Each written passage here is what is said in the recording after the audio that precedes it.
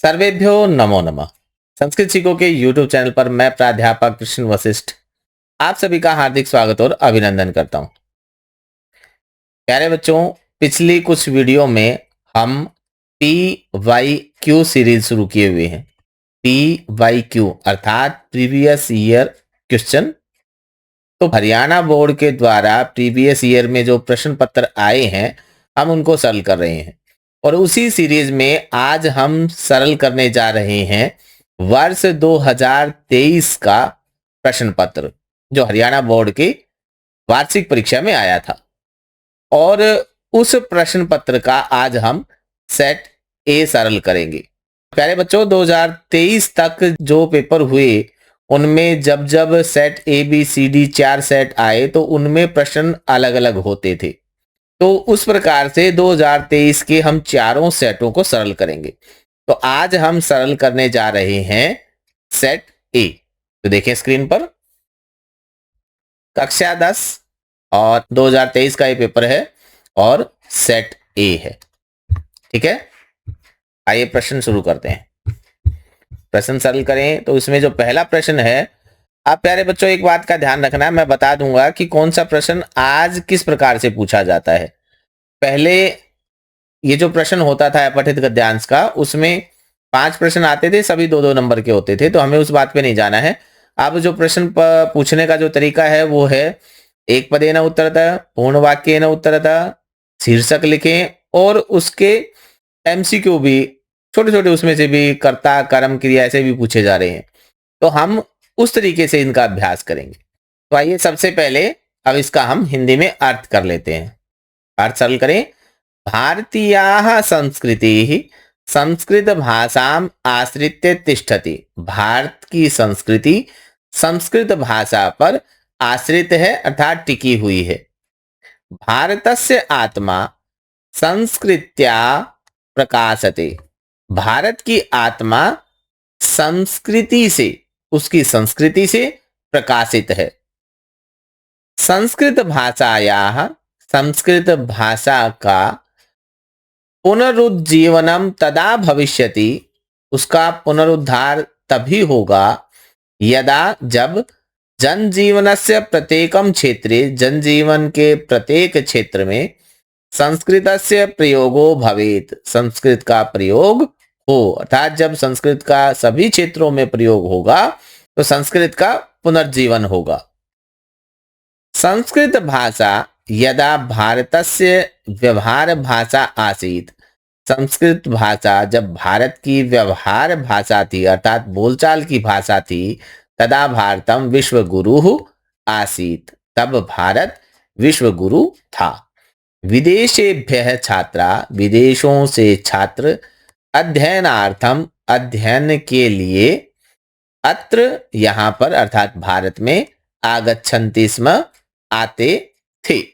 आइए अब इसके प्रश्न देखते हैं। प्रश्न, जो प्रश्न एक पद में भी हो सकते हैं उनको हम एक पद में भी और पूर्ण वाक्य में भी, दोनों ही तरीके से देखेंगे, क्योंकि आजकल जो प्रश्न पूछे जाते हैं परीक्षा में वो दोनों ही तरीके से पूछे जाते हैं।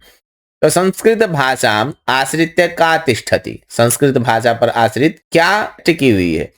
तो इसका उत्तर क्या है, भारतीय संस्कृति ही। एक पद में उत्तर अगर हम दें, एक पद में पूछा जाए तो भारतीय संस्कृति, और पूर्ण वाक्य में अगर उत्तर पूछा जाएगा तो भारतीय संस्कृति संस्कृत भाषाम आश्रित्य तिष्ठति और पूर्ण विराम। कस्य आत्मा संस्कृत्या प्रकाशते, इसकी आत्मा संस्कृति से प्रकाशित है। तो भारतस्य आत्मा संस्कृत्या प्रकाशते, इससे आप ये पूरी लाइन उठाकर रख देंगे तो पूर्ण वाक्य में उत्तर हो जाएगा। और कस्य आत्मा पूछा है, आपसे कहा जाए कि एक पद में उत्तर दें तो केवल आप भारतस्य इस प्रकार से उत्तर देंगे। ठीक है, आगे, भारतस्य व्यवहार भाषा का आसीत, भारत की व्यवहार भाषा क्या थी।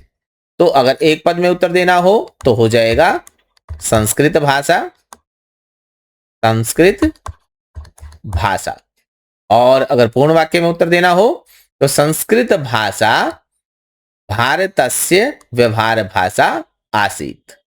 यह एक तरीका और भी है, भारतस्य व्यवहार भाषा संस्कृत भाषा आसीत, और फिर पूर्ण विराम।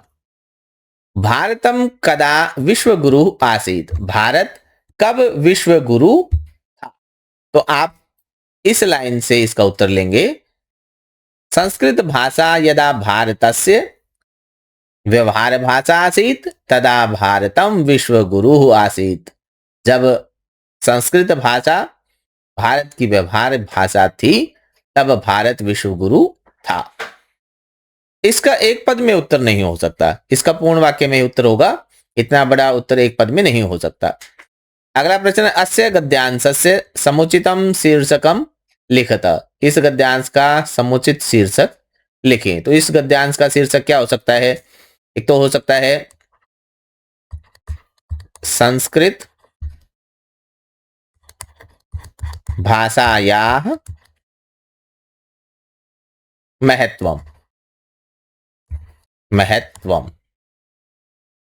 एक तो ये हो सकता है, मैंने बताया था कि पहला पद जो है वो षष्ठी विभक्ति में और दूसरा पद प्रथमा विभक्ति में, और या आप केवल एक ही लिख दें, संस्कृत भाषा, केवल इतना भी लिख दें तो भी चल जाएगा। इस प्रकार से आप इसका शीर्षक लिख सकते हैं।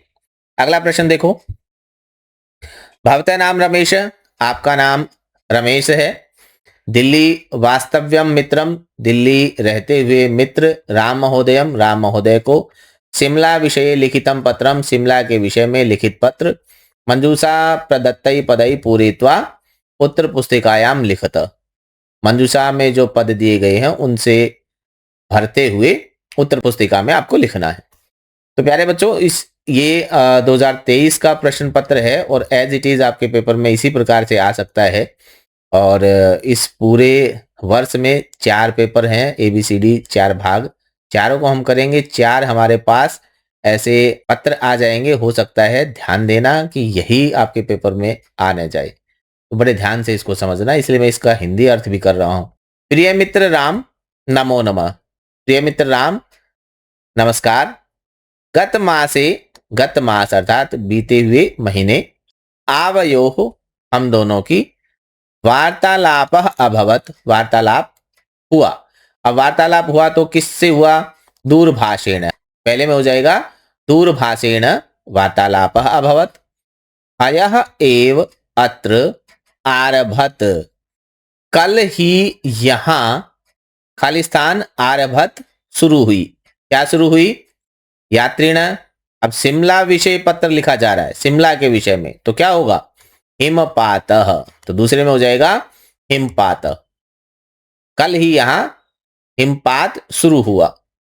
अनेके खालिस्तान तम द्रष्टुम दूरतः आगता आसन, अनेक यहां हो जाएगा यात्रीण, अनेक यात्री तम द्रष्टुम उसे देखने के लिए, दूरतः आगता आसन दूर से आए थे। अत्रत्यानि खालिस्तान आकर्षकानि मनोरमाणि च सन्ति, तो प्राकृतिक दृश्यानि हो जाएगा नंबर 4 में। इसका अर्थ हुआ यहां प्राकृतिक दृश्य आकर्षक और मनोहर हैं। प्यारे बच्चों, यहाँ 4 खालिस्तान दिए गए और चारों हमने खालिस्तानों में भर दिए। लेकिन मैंने एक पेपर चेक किया जिसमें एक बच्चे ने क्या किया कि जो खालिस्तान है उनको भरना यहां से शुरू कर दिया। आप देख पा रहे हैं, तिथि में भी यहाँ खालिस्तान दिया हुआ है, लेकिन आपको ये भी समझना पड़ेगा यहाँ कोई संख्या नहीं दी। अब यहां तो देखो संख्या दी है 1 2 3 4, 4 ये संख्या दी है, 4 यहाँ खालिस्तान है, तो आपको इन चारों स्थानों में भरना है। अगर आपने एक भी यहां भर दिया तो समझो कहीं अंदर का प्रश्न आपका गलत हो जाएगा। एक बात, एक पेपर मैंने ऐसे चेक किया जिसमें किसी बच्चे ने इन खालिस्तान में, जो खालिस्तान आपको दिए गए थे, इनमें नीचे से मंजूषा से पद लेने की बजाय इस मंजूषा को ही भर दिया वहां, तो उससे भी क्या होगा कि आपके ये प्रश्न गलत हो जाएंगे। जहां जिसकी जगह पे भर दिया वो तो गलत हो ही जाएगा। इसलिए आप ये ध्यान रखें कि मंजूषा का मतलब है ये बॉक्स, जो बॉक्स नीचे दिया गया है इसका नाम मंजूषा है।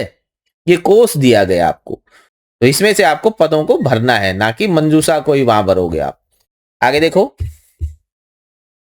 अब है चित्रम दृष्ट्वा अधः प्रदत्त वाक्यानि पठित्वा रिक्त स्थानानि मंजूषा पदई पूरयत, उचित मंजूषा पदई। प्यारे बच्चों, चित्र आधारित जो प्रश्न हैं वो बार बार रिपीट होते हैं। अक्सर परीक्षा में इन्हीं चित्रों से प्रश्न बार बार पूछ लिए जाते हैं। तो ये स्क्रीन पर नहीं आएगा, इसलिए आप पहले इस चित्र को समझ लें, जान लें इस चित्र में क्या है। आप देख पा रहे हैं यहाँ चित्र में बादल छाए हुए हैं, बच्चे एक छतरी लिए हुए हैं, छाता लिए हुए हैं, दो बच्चे कागज की नौका पानी में चला रहे हैं, दो मेंढक भी यहाँ बैठे हुए हैं, इस प्रकार का वर्षा भी हो रही है। इस प्रकार का ये चित्र आपको दिखाई दे रहा है। अब हम इससे प्रश्न देखते हैं, क्योंकि एक स्क्रीन पर दोनों एक साथ नहीं आएंगे, तो प्रश्न देखते हैं और मंजूषा के साथ। पहला प्रश्न है, अस्मिन चित्रे खालिस्तान दिनम चित्रितम, किस प्रकार का दिन चित्रित किया गया है? तो आप देखें, आत्पत्रम मेघाच्छन्नम, मेघाच्छन्नम इसका हो जाएगा। मेघाच्छन्नम, बादलों से आच्छन्न जो है वो दिन चित्रित किया गया है। जले खालिस्तान संचाल्यन्ते, जल में चलाए जा रहे हैं, वो क्या चलाए जा रहे हैं? करगद नौका, दूसरे में हो जाएगा करगद नौका। एका बालिका, एक बालिका खालिस्तान धारयति, खालिस्तान धारण कर रही है, तो आपने देखा था कि वहां एक छतरी ली हुई थी, तो तीसरे में हो जाएगा आतपत्रम, छतरी, छाता।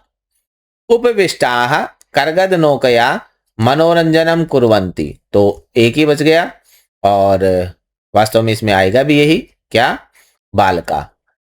बैठे हुए बालक कागज की नौका से मनोरंजन कुर्वन्ति करते हैं। अगला प्रश्न देखो, अब यहां पठित अवबोधन है, इसकी सप्रसंग व्याख्या आप कर लेंगे। पांचवें प्रश्न श्लोक की भी व्याख्या आप कर लेंगे, और छठे प्रश्न में सूक्तियों का भावार्थ है, ये भी आप कर लेंगे। और आजकल इसमें भावार्थ के साथ साथ एक अन्वय आधारित रिक्त स्थान पूर्ति का भी प्रश्न आता है, तो आजकल वो आता है, उसका तो अभ्यास या नहीं हो पाएगा। अब आप अगला प्रश्न देखें। यह प्रश्न है, अधोलिखितम गद्यांशम पठित्वा प्रदत्त प्रश्नानाम उत्तराणि संस्कृतेन लिखत। ये पठित अवबोधन है, पाठ से आपको एक गद्यांश दिया गया है, उससे आधारित प्रश्न है। तो आजकल भी इस प्रकार से प्रश्न पूछे जाते हैं। सर्वेशाम जननी कास्ति, और यहाँ देखो उत्तराणी संस्कृतेन लिखत, ये नहीं कहा है कि पूर्ण वाक्य में लिखें या एक पद में लिखें। तो मैंने आपको बताया था कि जब कुछ भी ना कहा जाए तो उत्तर कैसे देने हैं? पूर्ण वाक्य में। सर्वेशाम जननी का अस्ति, तो आप देखें, अहम प्रकृति युष्माकम सर्वेशाम जननी, ऐसा पहली ही लाइन में है, उत्तर हो जाएगा सर्वेशाम जननी प्रकृति ही अस्ति, और उसके बाद पूर्ण विराम। समयम केन वृथा न यापयन्तु, कलहेन समयम वृथा यापयन्तु, यहां तो उत्तर हो जाएगा समयम कलहेन वृथा न यापयन्तु, और उसके बाद पूर्ण विराम। जीवनम कीदृशम कुरुध्वम, तो इसका उत्तर आपको मिलेगा सबसे अंत वाली लाइन में, जीवनम च रसमयम कुरुध्वम, उत्तर हो जाएगा जीवनम रसमयम कुरुध्वम। चय लगाने की आवश्यकता नहीं है। चय लगाने की आवश्यकता क्यों नहीं है? क्योंकि यह चय योजक चिन्ह है, और पिछली लाइन से इसके अर्थ को जोड़ने के लिए और की आवश्यकता थी, लेकिन हमारे प्रश्न में इस प्रकार की आवश्यकता नहीं है, तो हम क्या उत्तर बनाएंगे? जीवनम रसमयम कुरुध्वम, उसके बाद पूर्ण विराम। और यहाँ देखो मिसप्रिंट है, यहाँ प्रश्नवाचक चिन्ह आना था, बाद में जब हम उत्तर लिखते हैं तो पूर्ण विराम लिखते हैं। अगला प्रश्न, अधोलिखितम श्लोकम पठित्वा प्रश्नोत्तराणि संस्कृतेन लिखत। अब की बार आपसे एक श्लोक दिया है, उससे प्रश्न पूछे हैं, ऐसा ही आपकी परीक्षा में आता है प्रश्न अभी भी। तो धूमम किम मुंचति, तो धूमम सत्शक्तियानम मुंचति। अगला प्रश्न, ध्वानम वितरन्ति का संधावति, तो वाष्पयानमाला संधावती वितरन्ति ध्वानम, ऐसा प्रश्न है, तो हो जाएगा ध्वानम वितरन्ति वाष्पयानमाला। वाष्पयानमाला को का के स्थान पर आप रख देंगे, हो जाएगा ध्वानम वितरन्ति वाष्पयानमाला संधावती। अगला प्रश्न है रेखांकित पदानि आधृत्य प्रश्न निर्माणम कुरुत। रेखांकित पदों के आधार पर आप प्रश्न निर्माण करें। तो मानुषाद, इसके लिए प्रश्न हो जाएगा कस्मात। क्या होगा? कस्मात। अगला है व्याघ्रम। व्याघ्रम के लिए हो जाएगा कम। सुराधिपः, इसके लिए प्रश्न निर्माण होगा कह। उससे आगे है प्रश्न पत्रे लिखित श्लोकान विहाय सेमुसी द्वितीय भाग है पुस्तकात एकम शुद्धम श्लोकम संस्कृत भाषायाम लिखत है। एक संस्कृत में आप श्लोक लिखेंगे, वो आपको पता है। स्वर संधि गुण संधि की परिभाषा सोदाहरणम हिंदी भाषायाम लिखत। लेकिन प्यारे बच्चों, ये ध्यान रखना, ये जब अभी भी आप पुराने पेपर का अभ्यास कर रहे हैं तो उस समय हिंदी भाषा में परिभाषा आती थी और उदाहरण भी हिंदी भाषा में ही लिखना आता था। लेकिन अब क्या है, आपको परिभाषा तो हिंदी भाषा में आप दे सकते हैं, लेकिन उदाहरण जो है वो हिंदी भाषा में आप नहीं दे सकते, उसे आप संस्कृत भाषा में ही देंगे। उदाहरण आपको संस्कृत भाषा में लिखना है और परिभाषा आप हिंदी संस्कृत कोई भी लिख सकते हैं। तो ऐसे संधि और उसके बाद कारक और समास, ये तीनों ही प्रश्न 2-2 नंबर के रहेंगे। ये परिभाषा आप चैनल पर जो वीडियो है उनसे भी देख सकते हो, ये आप कर लेंगे। अब हम देखते हैं यथा निर्देशम शब्द रूपाणी लिखत। शब्द रूप आपके पेपर में आएंगे। तो राम शब्द से तृतीया एक वचने क्या होगा? तृतीया एक वचन रामेण। तृतीया एक वचन में बनेगा रामेण। गुरु शब्द से षष्ठी बहुवचने तो बनेगा गुरु नाम। षष्ठी एक वचन में गुरु नाम बनता है। रमा शब्द से सप्तमी द्विवचने तो इसका बनेगा रमयोः, विसर्ग लगेंगे। रमा से सप्तमी द्विवचन रमयोः। हरि शब्द से तृतीया एक वचन में क्या बनेगा? हरिणा। तृतीया एक वचन में हरिणा बनता है। आगे देखो, भू धातो लट लकारस्य उत्तम पुरुषस्य एक वचन। भू धातु से लट लकार भवती भवतः भवंती ऐसे रूप चलते हैं, तो उत्तम पुरुष एक वचन में बनेगा भवामी। क्या बनेगा? भवामी। पठ धातु से लिट लकार पठ धातु लिट लकार क्या बनेगा? पठिष्यति। और प्रथम पुरुष लेकिन बहुवचन में पूछा, एक वचन में नहीं पूछा, तो बहुवचन में क्या बनेगा? पठिष्यति पठिष्यत पठिष्यन्ति बन जाएगा पठिष्यन्ति। आगे सेव धातो लोट लकारस्य मध्यम पुरुषस्य द्विवचने तो बन जाएगा इसका सेवताम। सेवताम। गम धातु से लंग लकार और मध्यम पुरुष द्विवचन तो बनेगा अगच्छतम। ठीक है। आगे जो प्रश्न पूछा है वह आपसे उपपद विभक्तियों से प्रश्न पूछा है। उपपद विभक्ति वाक्येषु रिक्त स्थानानि उचित विभक्ति पदम चित्वा पूरयत। इसमें पहला प्रश्न है मत्स्य है विना न जीवती। विना के योग में द्वितीया तृतीया और पंचमी तीनों आते हैं। तो यहां आप देखो तृतीया का रूप है जलेन, यहां आ जाएगा जलेन। दूसरे में छात्रः प्रश्नम पृच्छति, गुरुणा और गुरुम दिया है। तो पृच्छ धातु जो है वह द्विकर्मक धातु है। प्यारे बच्चों, जो द्विकर्मक धातु होती हैं उनके गौण कर्म में और मुख्य कर्म दोनों में ही द्वितीय विभक्ति आती है, तो हो जाएगा गुरुम। देवः बहि गच्छति, बहि बहि के योग में पंचमी विभक्ति आती है, तो हो जाएगा गृहात। प्यारे बच्चों, आपने देखा होगा कि जितने भी अब तक हमने पेपर सोल्व किए तो सभी में इस प्रकार से प्रश्न बार बार पूछे गए हैं। तो आप सोचो कि जब बार बार इस प्रकार से प्रश्न पूछे जा रहे हैं तो अब की बार भी ऐसे ही आएंगे। तो आप अगर इन प्रश्नों को, इन पेपरों को अच्छे से सोल्व करते हैं तो आपके नंबर 100% आने से कोई नहीं रोक सकता। तो इसी प्रकार से आप अच्छे से मेहनत करते रहें। अब है कृष्णः काणः। तो ये जो वाक्य है तो इसके लिए व्याकरण में एक सूत्र है येनांग विकार, अर्थात जो विकार सूचक अंग है उसमें तृतीय विभक्ति होती है। अब हम यहां देखें नेत्रेण, नेत्राभ्याम, ये दोनों ही तृतीय के रूप हैं। अब हमें यहां से समझना पड़ेगा काणः, और हमने पिछला जो पेपर सोल्व किया था उसमें आया था अंधः। आपने ध्यान दिया हो, आपको याद आ गया होगा, अगर आपने पिछला पेपर सोल्व किया है, उसकी वीडियो देखी है, तो वहां है अंध।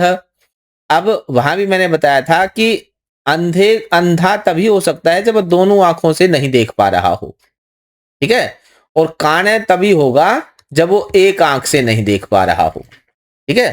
तो यहां हम उस सूत्र के अनुसार नहीं चल पाएंगे, यहां हमने सूत्र के बाद में वचन को भी देखना पड़ेगा कि एक वचन आएगा या द्विवचन आएगा, क्योंकि काण तभी हो सकता है जब वो एक आंख से अंधा हो, और अंधे तब होगा जब वो दोनों आंखों से नहीं देख पा रहा हो। आगे देखो, प्रदत्त वाक्येषु रिक्त स्थान पूर्ति अव्यपदई कुरुता, अव्यपद से रिक्त स्थान भरना है। पहले में हो जाएगा अत्र जीवनम दुर्वहम अस्ति, अगले में हो जाएगा आत्महितैषी भी व्यायाम कर्तव्य। हालांकि व्यायाम सर्वदा पथ्य से ये प्रश्न है जो कि हमारे सिलेबस में अब नहीं है, पहले ये होता था। केवल अभ्यास की दृष्टि से देखें तो इसमें सर्वदा आएगा, सर्वदा व्यायाम कर्तव्य।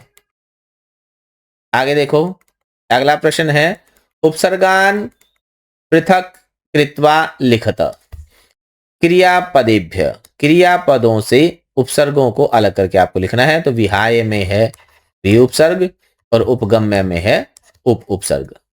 अगला प्रश्न, अधोलिखिता नाम संधि संधि विच्छेदम व कृत्वा लिखत है। आजकल इसमें एमसीक्यू प्रश्न संधि के पूछे जाते हैं, कोई बात नहीं, हम यहाँ अभ्यास करते हैं।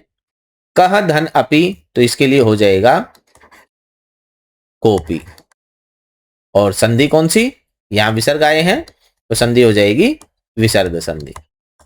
कौन सी, विसर्ग संधि। अगला है विद्यालय, तो ये हो जाएगा विद्या धन आलय, बन गया विद्यालय। और संधि कौन सी है, यहां संधि है स्वर संधि में दीर्घ संधि।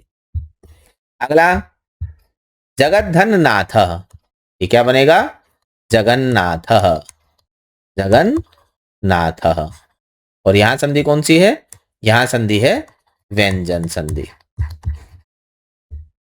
अगला है अधोलिखित समस्त पदानाम विग्रहम कुरुत, समस्त पद दिए गए हैं, आपको विग्रह करना है। तो समास आधारित ये प्रश्न है, समास आधारित प्रश्न भी आजकल एमसीक्यू में आते हैं, लेकिन अगर हम बिना एमसीक्यू अगर उनको सरल कर लेंगे तो एमसीक्यू में तो हम सरल कर ही कर लेंगे। उपकृष्णम, तो इसका विग्रह पद होगा कृष्णस्य, कृष्णस्य समीपे, कृष्णस्य समीपे। और यहां समास का नाम है अव्ययी भाव, क्योंकि समास का नाम भी आपसे परीक्षा में पूछा जाता है। समास हो जाएगा अव्ययी भाव। राजपुरुषः, तो इसका विग्रह पद होगा राज्ञः पुरुषः, राज्ञः पुरुषः। और समास की बात करें तो समास है यहां षष्ठी तत्पुरुष, षष्ठी तत्पुरुष। और केवल तत्पुरुष भी लिखा हुआ हो तो केवल तत्पुरुष भी आप समझ सकते हैं, ठीक है, तत्पुरुष हो जाएगा। माता पितरौ, इसका होगा माता च पिता च, और समास हो जाएगा द्वंद्वः, ठीक है, द्वंद्वः। अब ये है प्रत्यय से प्रश्न, प्रकृति प्रत्यय संयोग वियोग व करणीय, प्रकृति प्रत्यय संयोग या आप वियोग करें, यह प्रश्न भी अब एमसीक्यू आधारित आता है। आपको 4 ऑप्शन दिए जाते हैं। पठित्वा में यहाँ प्रकृति प्रत्यय अलग करना है, तो धातु है यहाँ पठ और प्रत्यय है यहाँ कत्वा।